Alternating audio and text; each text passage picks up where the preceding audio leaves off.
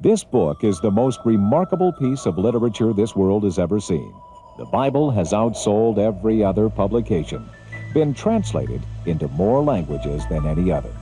Some people were so committed to the concept of this being God's book that they were even willing to die for that proposition. At the hands of Nero, they were fed to the lions, or they were burned at the stake by Bloody Mary, Queen of England. Others used this same book as a justification for crusades that killed hundreds of thousands of innocent people.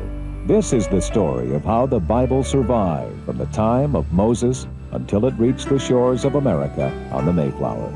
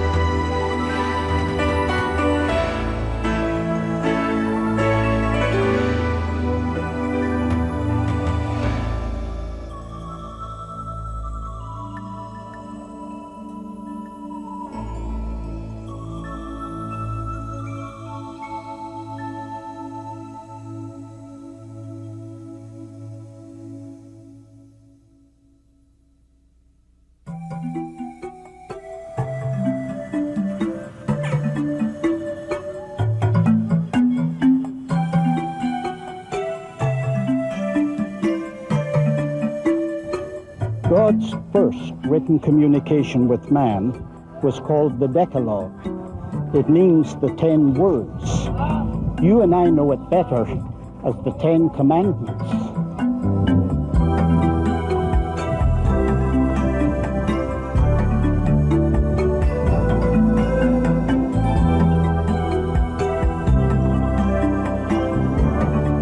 These were first given in an oral form, and then they were written down.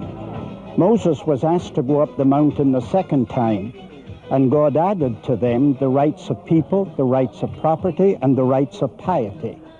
This time, when Moses came down the mountain, Moses wrote all the words of the Lord. These became known as the Book of the Covenant. These, in fact, outside of a record of the Battle of Amalek, became the beginning of sacred writings, which today we call the Bible.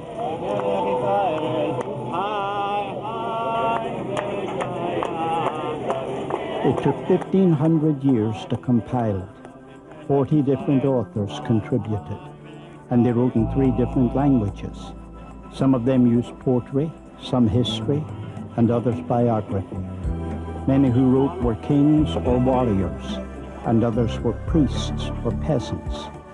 Some were devoted patriots and others were outlaws. What they produced has come to us in 2 testaments, comprised of 66 books.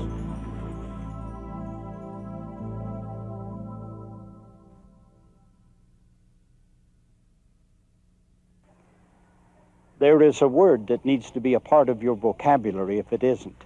The word I'm referring to is the word canon. It refers to the collection of books which constitute the Bible. I'm interested in the Bible as that related to the Jews. They believed that the Bible was given by men with a special revelation that came from God, and that it was ultimately and finally the authority of all matters. It was the highest court of appeal to which man could go. The Bible that they have is not any different than the Bible that we have in terms of the Old Testament. They will tell you that the canonizing of the Scripture is not something that happened overnight. It's not decided at one council meeting. It's something that gradually takes place by God. When it did, they divided it into 3 parts. They had the law, or what they referred to as the Torah. They had the prophets, and then they had the writings, or what is referred to as the Hiographia. It happens to be that if you look in Luke's Gospel, chapter 24, and in verse 44, you will notice that is exactly the same division of the Bible that was given by Jesus. Writing was primitive, and there were no small letters, or vowels, or punctuation marks, and no spaces between words. and they wrote from the right-hand side of the page to the left. They only had 22 books in their Bible. It was, nevertheless, the exact same material that's in the 39 books of our Old Testament. But how did the accumulation of such writings occur? It is stated in Exodus 24:4, "And Moses wrote all the words of the Lord. These were placed by the side of the Ark of the Covenant. Joshua then added to them, and Samuel still later." These, along with other references, show that the records of the Bible gradually grew and were, in the process, safely protected. Not only were the books of Moses written 1,500 years before Christ, but remember, according to tradition, the book of Job was written 400 years before that. In 586 BC, when the Babylonians came in and decided to desolate the land, they burned everything that was burnable in the temple, and then they pulled down all of the rocks or bricks that constituted it. They took the people for 70 years captivity. When they came back from the 70 years captivity, scattered over all the world, they built little synagogues, places where they could worship and educate. And that required a Bible for each one of these synagogues, and that brought a new institution, that of the scribes. They were fastidious. They regulated themselves as follows. They could only use clean animal skins, both to write on and even to bind the manuscripts. They could have no less than 48 and no more than 60 lines on a page. The ink must be black, of a special recipe. They must verbalize aloud each word while they're writing it. They must wipe the pen and wash their entire bodies before writing the word Jehovah, and every time they write it. There must be a revision within 30 days, and if 3 pages required correction, the entire document must be replaced. The letter, words, and paragraphs must be counted, and the document becomes invalid if 2 letters even touch each other. All documents could only be stored in sacred places, and all old and worn documents were buried with ceremonial pomp. Before the invention of the printing press, this painstaking process helped contribute to the scriptures' remarkable accuracy when compared to recent archaeological discoveries.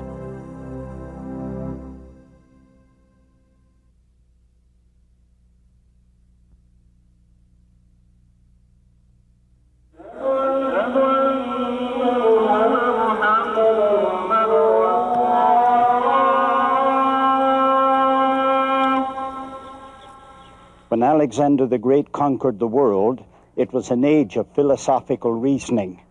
Men were asking questions. There were stars in the field of questions like Socrates and Plato and Aristotle, but they didn't have answers to their questions. They only had the questions. But they left the mind of man with a vacuum, with a vacancy, something that had to be filled in, and they were waiting for somebody who could come and give them the answer to the questions. By the time that Alexander died in 323 BC, the world had become bilingual, and Greek was the second language everyone used. For this reason, it became important to have a Greek translation of the Bible. At this time, around 285 BC, there were many Jews who were part of the Egyptian subculture. According to tradition, Demetrius of Phalerum, head of the world-famous library in Alexandria, asked King Ptolemy Philadelphus of Egypt if he could arrange to have a Greek translation of the Jewish law made for the library.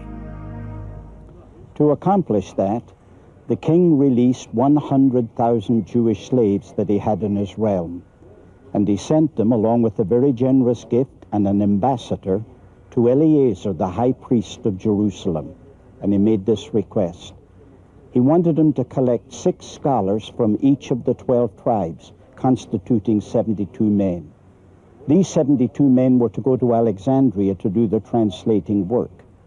When they went to Alexandria, they were given a royal welcome at the courts. They were then sent to the island of Pharos, And on that island, specially prepared, there were 72 cubicles, one for each of the men, and in 72 days they translated the entire Torah. They were so encouraged by what they did, each man agreed with the other man's translation. They called the work that they accomplished the Septuagint. That is the Greek word for 70.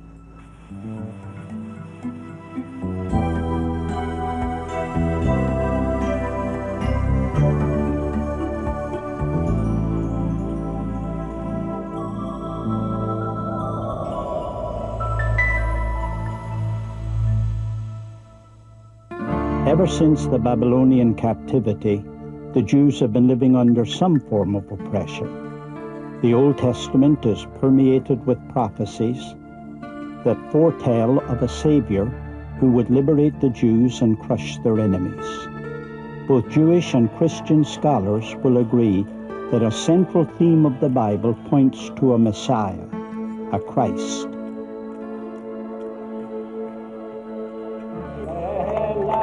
The conclusion, therefore, is that the Old Testament is Christocentric. It comes to us like an old weather-beaten chart that's out of focus. The men, for example, that walk across its pages like Adam, like Abraham, like Moses, like David. The structures that they built, like a tabernacle, having 2 separate veils and 7 pieces of furniture. The wall of that last tabernacle being behind me at the moment. When the blurred became clear, it focused on the person of a Jewish Messiah. New Testament writers claimed that Jesus Christ was that Messiah. They were willing to admit that he did commit miracles, but because he was a carpenter's son, they weren't willing to admit that it was powered by God. They believed rather that it was energized by Satan. There's no question it's what the apostles believed. They said to him, gave all the prophets witness that through his name whosoever believeth in him.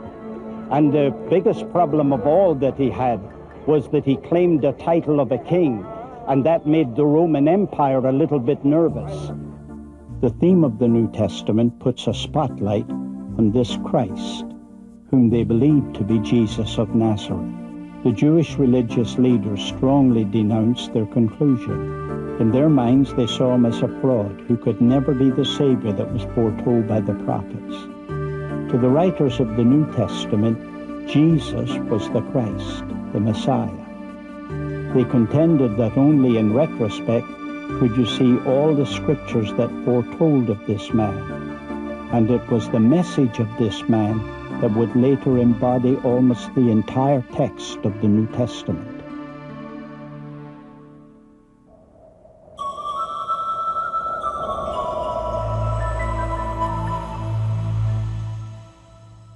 I invited you here to this little sleepy town of Bethlehem that goes all the way back into the book of Genesis because it has 1,000 memories. Some of them are tragic and some of them are triumphant. On these hills behind me, it's the place where David tended his sheep, and it's the place where Samuel the prophet came and anointed him so that he became a king over Israel. But the most stupendous event of human history, according to Christians, happened in this little town. I know when I say the name Jesus Christ that you have heard about him. Maybe you forget. He is an actual person that lived in history. The people that lived contemporary with him identify him. And there's no question they speak about the enormous influence that he had and the purported miracles that he performed. He made some fantastic claims about himself. He claimed to be the Son of God. He said that he was sent by the Father to lead humanity into salvation. He also claimed that he was the way, the truth, and the light, and that no man could come unto God except it was through him. Confucius, Buddha, and even Muhammad never made such bold claims, but his greatest prediction related to his sacrificial death, to be followed by a resurrection from the dead 3 days later. To the Jewish religious leaders of his day, his claims were preposterous, in fact blasphemous. So they handed him over to Roman authorities, and the Roman authorities took him to a place called the Place of a Skull. which many historians to believe at this location, and there, against a gibbet of wood, they crucified him. But this rock isn't the end of his story. Near the place of the skull where they crucified him, there was a garden, and in that garden was a new rock-hewn tomb. And in that tomb, they laid his lifeless body. It is believed by many historians that this could be the location where that happened. They took a large stone and rolled it against the door. They sealed it, and then they posted a guard of Roman soldiers around it. It was early the next Sunday morning that the women came to embalm the body. When they got here, they found out that the body had already been embalmed. The embalmment was still in its place, but the body was missing. Now, the disciples said that it's because he was resurrected from the dead. But the authorities tried to give every other conceivable explanation to explain why the body was missing. They said, for example, that the disciples came and stole it. But they never explained how they could have stolen it, and they never issued a warrant to arrest them. The soldiers said, "We fell asleep when we were on duty." But nobody ever reprimanded them for being asleep on duty. And what court in the land would accept as a creditable witness the people who were asleep when the crime was committed? To the authorities, his death was the closing of an unpleasant chapter in the calendar of an upstart religious sect. To writers of the New Testament, the resurrection of Jesus was an absolute confirmation that he was the true Messiah. The Apostle Paul wrote that if Christ be not raised from the dead, our faith is futile. Whether it was fact or fiction, it literally transformed the disciples from men who were afraid, hiding behind locked doors, to leaders who were willing to be persecuted and even die for their faith in this man.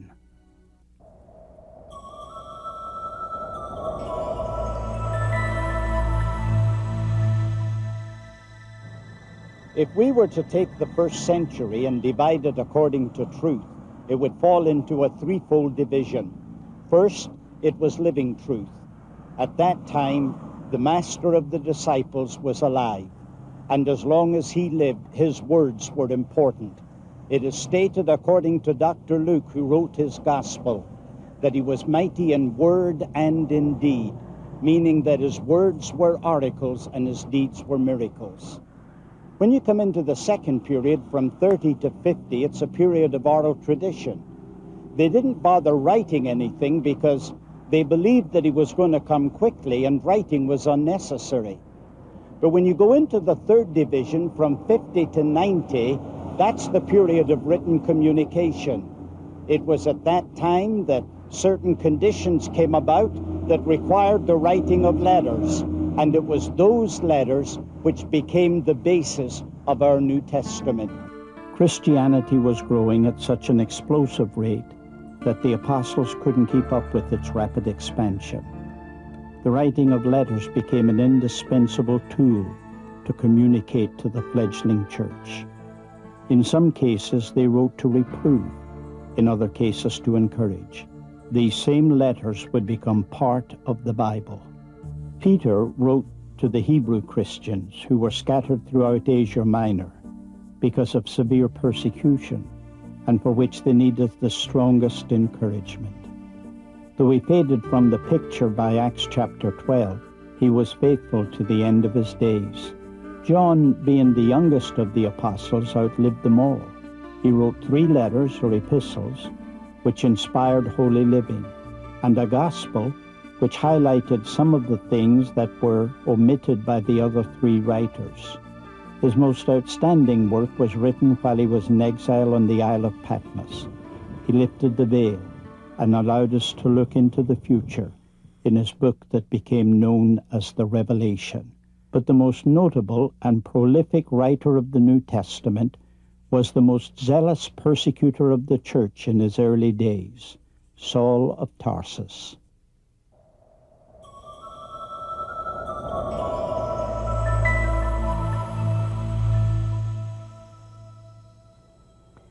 It had been 7 years since Jesus Christ had ascended, and a problem brewed between Hebrew and Grecian widows, and in order to solve it, they selected 7 men whom they called deacons.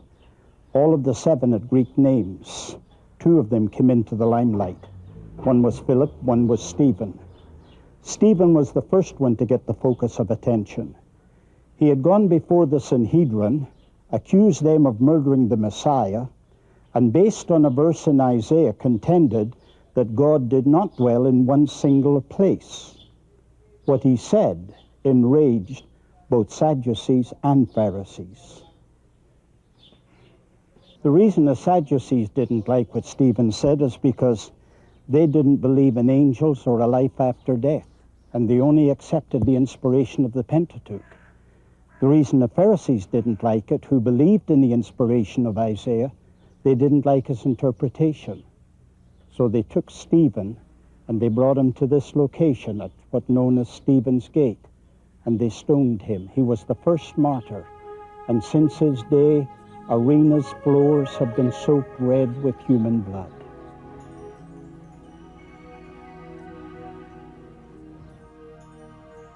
When that enraged mob started to stone Stephen, they had to take off their coats to do the job.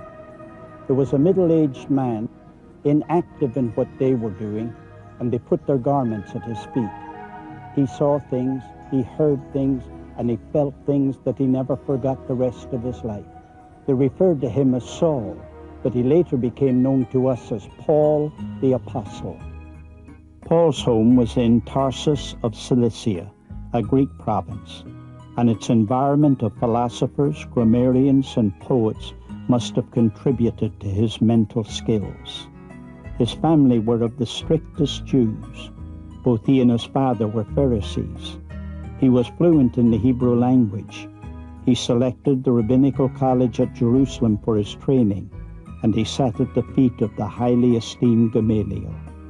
When he later stood before the Sanhedrin in Jerusalem, he informed them that he was a Roman, meaning that he held Roman citizenship.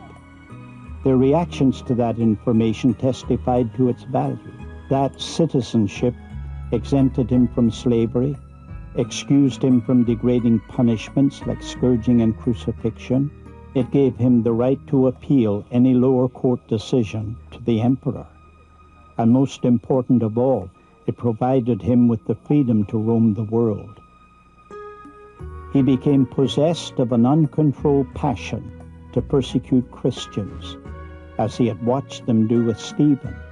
His thirst was insatiable. He enlarged the realm of his persecution, taking him on a mission to Damascus. And on that journey, through a vision, he was dramatically converted to Christ. His passion, however, never subsided, merely redirected.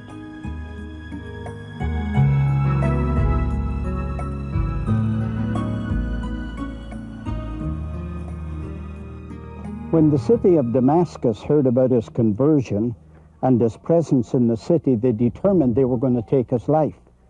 They posted a guard at every single gate. But from the wall, through a window, in a basket, his friends let him down and he escaped. He went to Arabia for 3 years.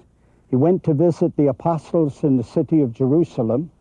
Then the church at Antioch called him for service, and then later they ordained him to the Christian ministry.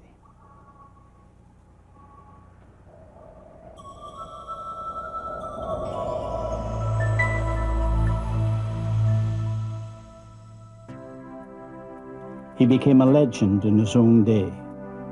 He started pioneering Gentile churches on 2 separate continents, in 3, if not 4, separate missionary journeys. His work was tireless for 30 years. He traveled over 12,000 miles on land and sea in a day without the convenience of modern transportation. Most of the miles were covered on foot. When he stopped, he became the center of riots, and at one of these they stoned him and left him believing he was dead.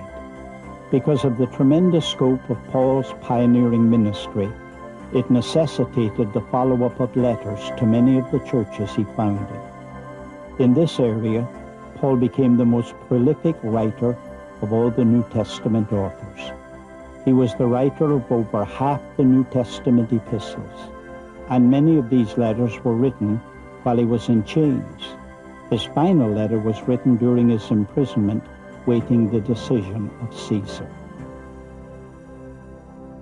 I've taken a little intermission to bring you here to the city of Rome, particularly to the Mamertine prison where Paul was kept. It's about 20 feet below the ground, and about 50 yards away is the Roman Senate. Beyond that, the Roman Forum, and beyond that, the Palace of the Caesars, and then the dreaded Colosseum. The chariots went about across the roof where he was, on cobblestones, and all the business of an imperial Roman power was transacted right above him. Let's go down to the place where he was kept a prisoner.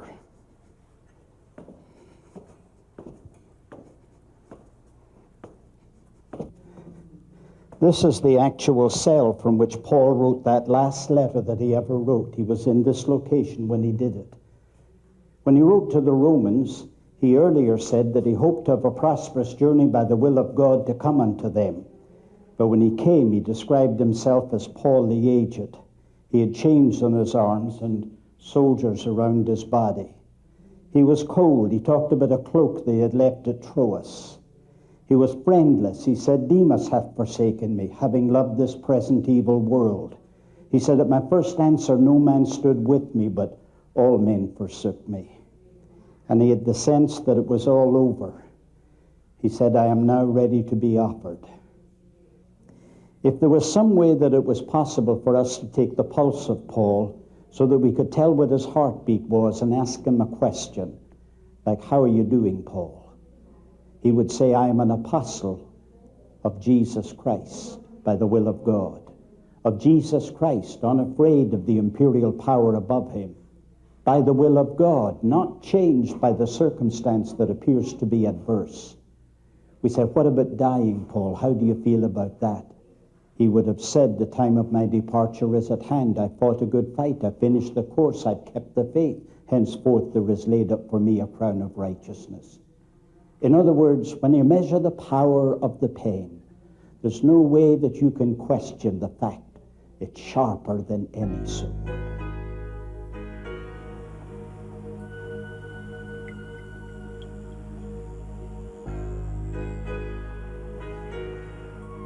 The Apostle Paul was but one of a long list of writers of the New Testament who were martyred.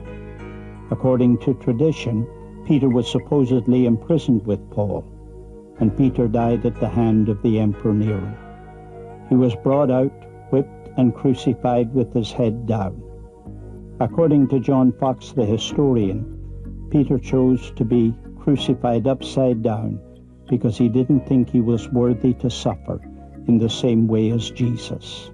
St. Thomas, according to tradition, traveled to India, where he was boiled to death for his faith. The only apostle to escape martyrdom was John. It is believed that he even survived being boiled in oil. However, he lived to be a very old man. All the other New Testament writers were crucified, killed by the sword, beaten with clubs, beheaded, or burned to death.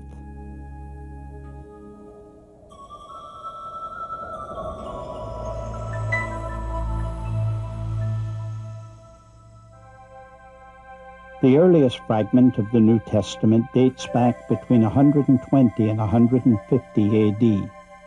It is known as the Rylands manuscript and is kept at the University of Manchester in England.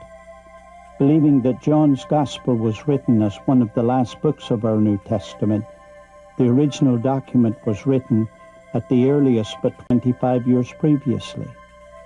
There are no first edition copies of the Bible available. That should not alarm us after we learn about the fastidious concern over old documents and the meticulous supervision in preserving them. The Bible was given to us in fragments, and paleographers have had to piece together several separate documents in order to get one complete copy. The latest discoveries of these manuscripts have testified to the meticulous process of copying the scriptures, and if anything, dispelled the perception that the Bible is not an accurate translation from the original authors.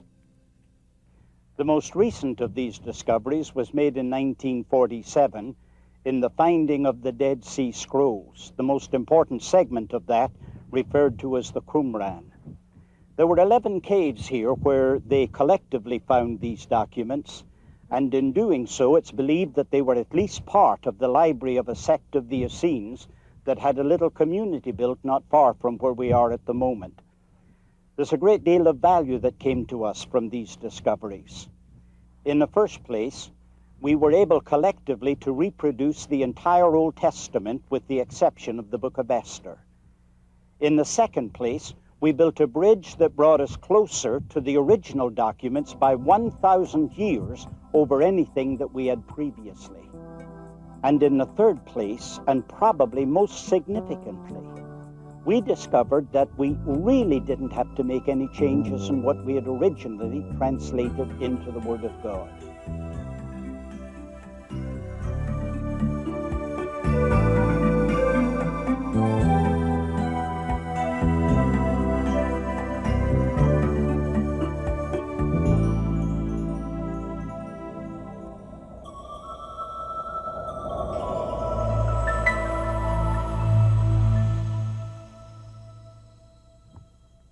There are two major contributions that were made by Rome to Christianity, though maybe without intention. The first was in the field of administrative law. It dated back to 451 BC when they had what they called the 12 tablets. But the empire grew to become 120 million people, and with it they developed a legal process. In doing so, it was so well done that it became the basis of law in Europe, and especially in England. And because of England, in the United States, in Canada, in Australia, in South Africa, wherever English-speaking people were. And it was a contribution to Christianity inasmuch as wherever their citizens went in the world, they fell under their protection. The second major contribution was in building. I say building because their major concern was the mobilization of an army. They wanted to be sure that an army could travel as fast as it was possible, and therefore they built roads and bridges and walls. You can see beside me an aqueduct that was built in the 2nd century that brought fresh water into the city of Caesarea, and look at how remarkably well preserved it is today. These two factors and others greatly aided in the spread of Christianity. The catacombs under the city of Rome were used for a Christian burial ground.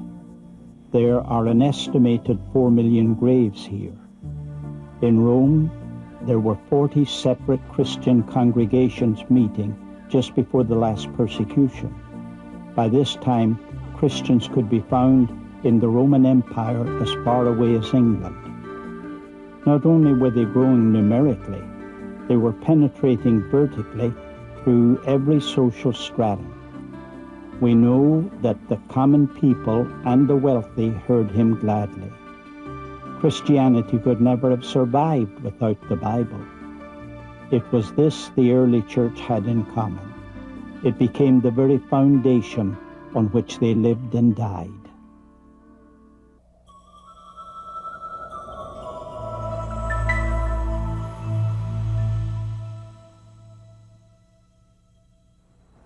I'm sure that every parent remembers watching a baby crawl for the first time. And I'm equally sure that you would love to have had a camera so you could have captured those first steps on film. You remember the wobbly legs, the uncertain steps, and it told you that that little baby had muscles in its body that must be developed. It's in much the same way that the Christian church entered into the pages of history. It was controversy that caused it, but it taught that early church that there were muscles in its body, and those muscles were going to have to be developed. These controversies and heresies all attempted to, willfully or otherwise, destroy the unity of the church, the purity of their doctrine, and the authority of their Bible. In fact, these attacks served three beneficial purposes. First, they proved that heresies can be healthy in their effect on the body. Germs give rise to antibodies. Second, false theologies were the instruments to give birth to true Christian theology. Finally, and most important to our story, conflict forced the development of an authoritative and universally recognized Bible. One of the most notable men who defended the church against these heresies was Polycarp. He was a disciple of the Apostle John and was appointed by him to be the pastor of the church in Smyrna. He was knowledgeable of nearly all the New Testament letters. After several from his church faced the lions courageously, the persecutors cried for their pastor, Polycarp.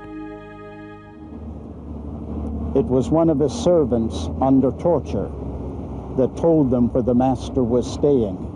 They went and arrested him, and they brought him to the city. The chief magistrate of the city took him into his chariot and asked him to call the emperor Lord and offer a sacrifice to him. When he declined to do it, they threw him out of the chariot, and when he hit the ground, he broke his ankle on the pavement. They picked him up and brought him to the arena. The judge in the arena offered him the opportunity to curse Christ, and he would be able to go free. And he gave his famous response to that: 86 years have I served him, and he never did me any harm. How can I blaspheme my King and my Savior? Realizing that he simply wasn't afraid of the lions, somebody in the stand shouted, "Let him burn." And it echoed all the way around the arena until everybody was shouting, "Burn him, burn him, burn him." When they ignited the fire, the executioner wasn't satisfied it was burning quickly enough, and so he threw a dagger into his body. When the ordeal was over, his friends came and stirred among the embers, found the charred bones, and took them and gave them a decent burial.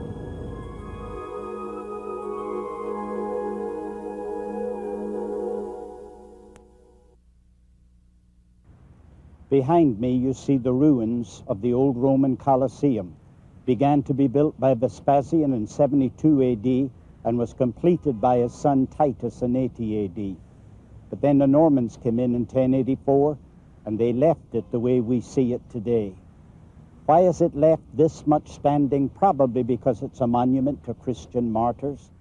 There's no question it's the symbol of the power of imperial Rome.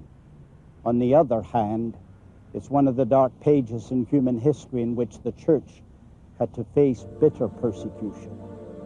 The story of the martyrs is told in 10 chapters. 10 separate waves of persecution rolled against the church. It had these earmarks.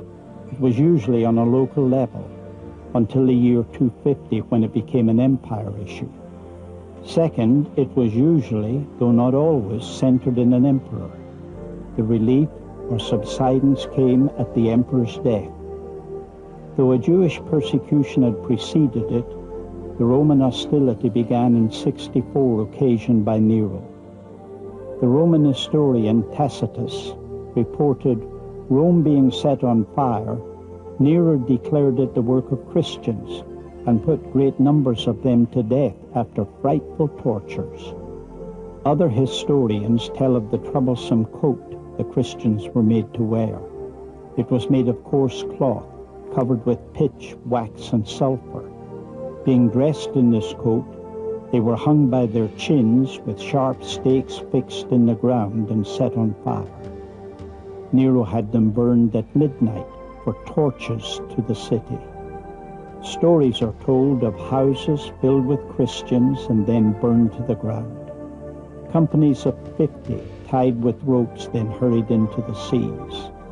Swords, red-hot chairs, wheels for stretching human bodies, and talons of iron to tear them.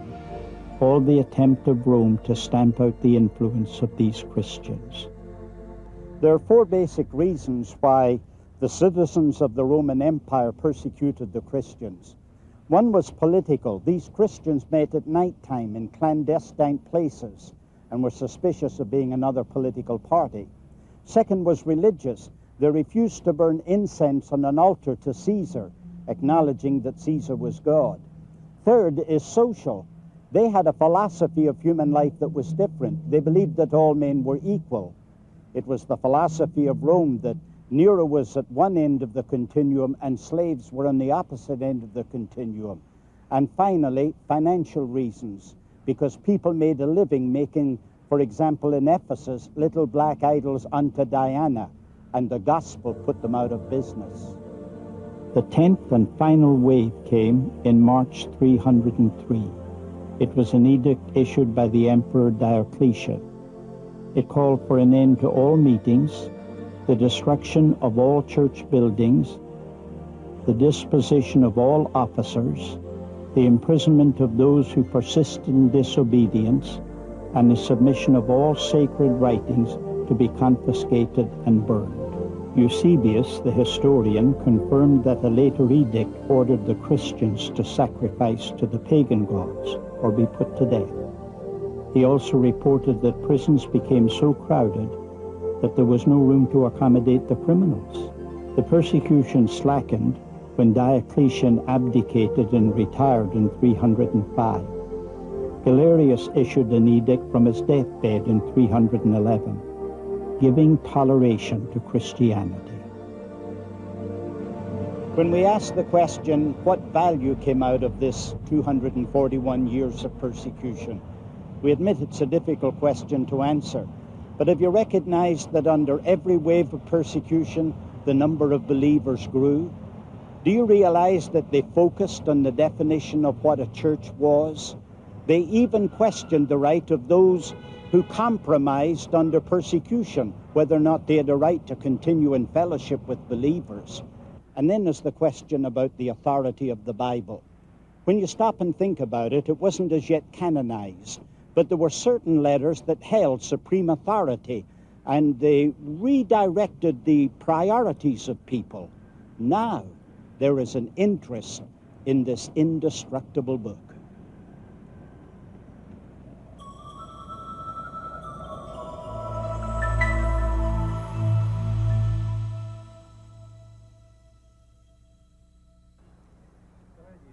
I am at the moment on one of the 7 hills of Rome, and probably it's the most important of the 7 hills. That because this was the center of their religious life, and here's where the Caesars built their palaces. But the whole structure was changed by Michelangelo when the Renaissance occurred. And here you can see, thanks to him, a statue to Constantine. In spite of the fact that Constantine put an end to the persecutions directed toward the church, his priorities were misdirected. He considered affluence the sign of divine approval.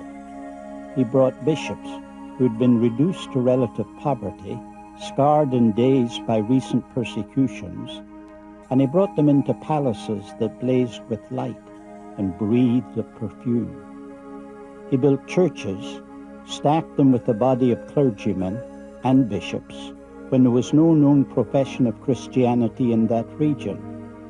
He bestowed large sums of wealth in it for the support of the poor, assuming that that would produce conversions. However, when I've said all of these negatives about Constantine, there's one thing positive that I must mention. It was he that asked Athanasius if he would prepare 50 Bibles and have them copied so that he could take them to the new empire head in the east, Constantinople. That did one thing. That got people asking the question, what is the Bible? And that prepared the ground for canonizing of Scripture.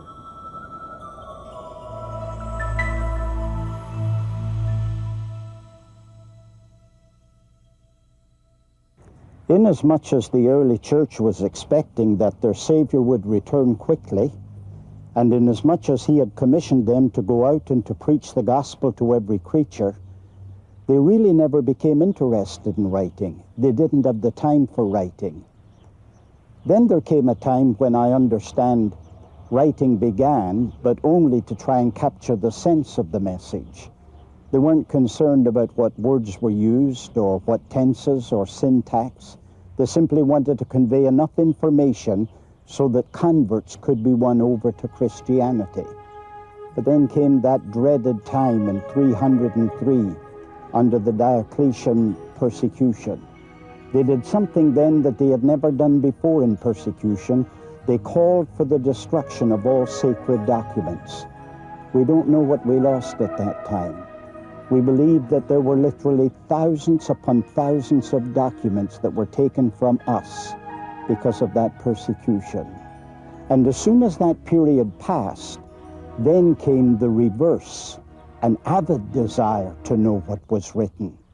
At this time, scribes became very busy, and in the busyness of those scribes, in what was purported to be copies of the sacred writings, there were literally 13,000 of those copies circulating in Christendom. It was at this time that the greatest theologian of his time, Athanasius, began to crusade for an authoritative canonized New Testament. When we talk about a canon, we're simply talking about a measuring rod, a plumb line, or acceptable weights used to balance scales. The word was first applied to the scriptures by Athanasius in the 4th century. The story of the canonization of the New Testament is not a recording of a simple act. It was a slow process which went through several stages. But in 367 AD, Athanasius wrote a letter in which he listed for the first time in recorded history the 27 books of the New Testament. In 397, the Council of Carthage gave the first official approval of the 27 New Testament books. The Church, in a generic sense, now possessed a voice of authority. To this authority, every council, conclave, priest, or pope, every deliberative body submitted. The Word became supreme.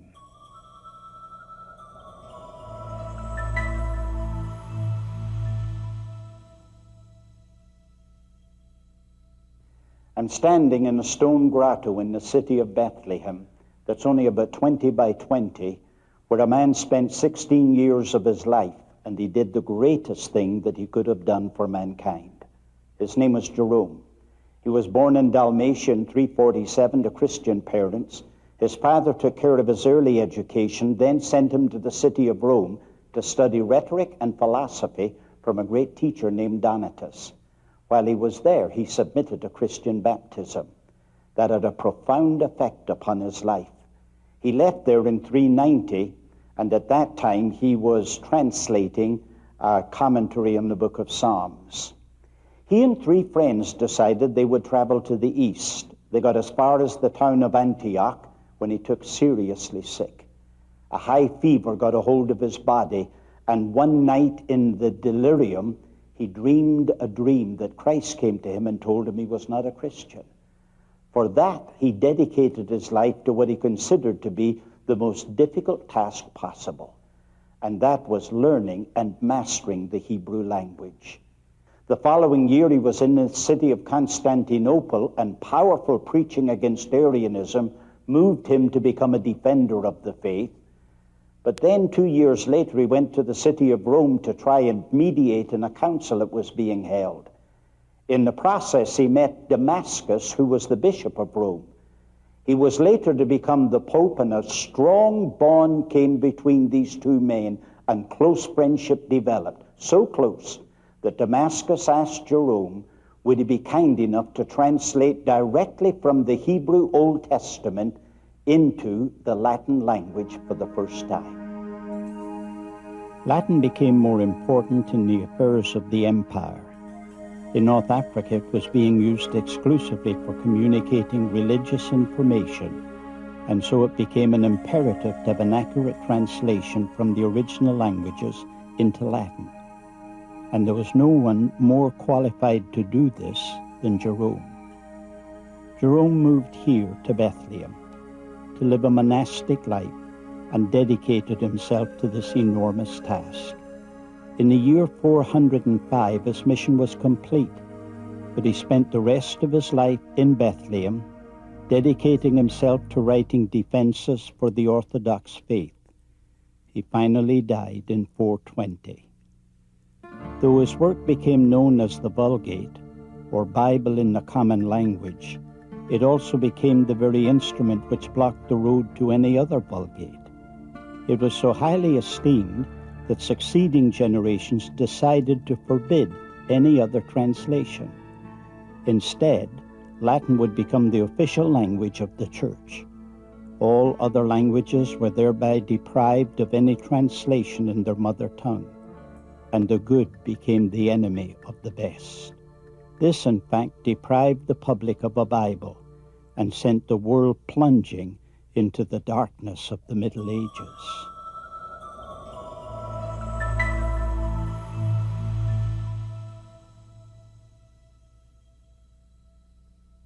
I'm standing here in front of a Trappist monastery situated between Tel Aviv and Jerusalem, and I'm here to introduce you to the subject of monasticism.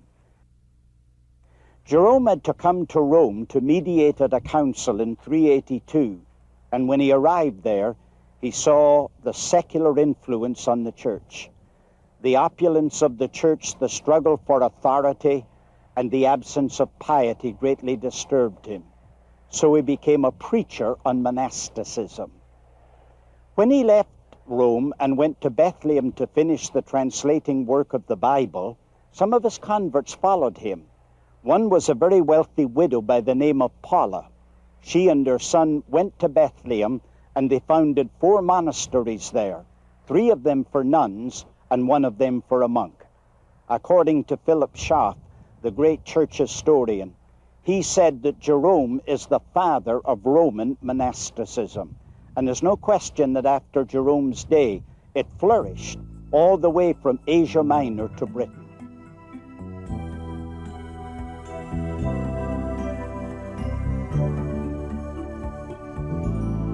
It's appropriate that I'm standing here by the tomb of St. Jerome, inasmuch as he's considered the father of Roman monasticism.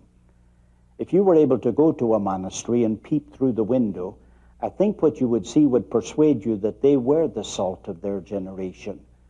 The Benedictine order, for example, were very highly organized. Every individual had a specific task, both sacred and secular, and that's what helped to keep them separate from the feudal system of their day. There was prayer and praise day and night. There were vigils and vespers, but there was something more important than that. These places were really educational centers. The people that lived there spent their time writing or copying philosophy and literature. But they did something more important than that. They copied the scriptures, and they kept the Bible alive in a generation when it might have died.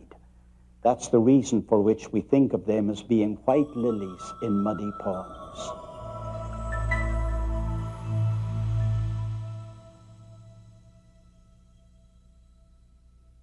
It is axiomatic that the first steps in the downfall are the saddest steps of all. And when did those steps take place for the downfall of the Roman Empire?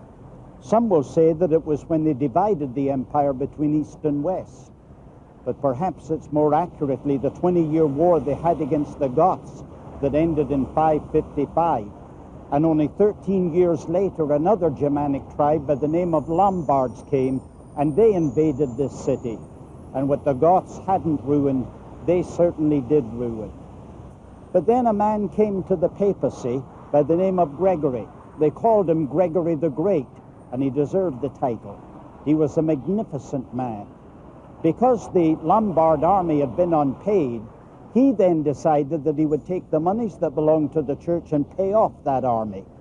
And by doing so, he became known as the savior of Caesar's empire. And it was that brought universality and unity to the church.